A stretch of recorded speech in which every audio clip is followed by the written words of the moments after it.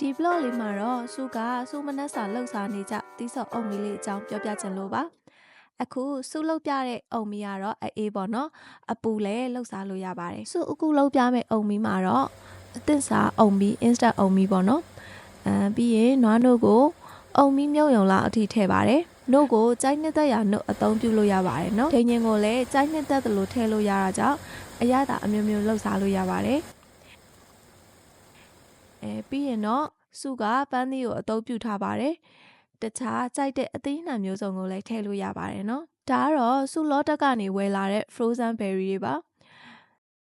ပြီးရင်တော့ granola ထည့်ပါတယ်အခုထည့်လိုက်တာကတော့7ကဝယ်လာတဲ့ granola ပေါ့နော်သူကကုန်သွားလို့ဒီဟာထည့်လိုက်တာပါ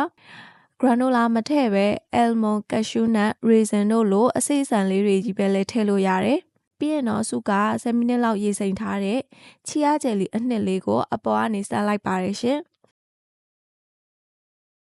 နောက်ဆုံးအနေနဲ့အချို့အရသာအတွက်ပြားရည်လေးထည့်ပြီးအဆုပ်တက်လိုက်ပါတယ်။အုံမီကိုမနှက်စာအနေနဲ့စားပြမယ်ဆိုရင်တော့အမြင့်တက်နဲ့အာဟာရတက်များစွာပါဝင်တာကြောင့်မလို့ကျန်းမာရေးအတွက်များစွာအထောက်အကူပြုပြီးတော့ကိုယ်လေးချိန်ထိန်းလူသူတွေအတွက်လည်းများစွာအကျိုးရှိပါတယ်။ဒီဟာကလေတင်ရင်လို့ရေခဲမုတ်တို့ကြိုက်တဲ့သူတွေဆိုလို့ရှိရင်တော့လုံးဝကြိုက်မှာ။ဆိုတော့အရင်ကြိုက်တယ်။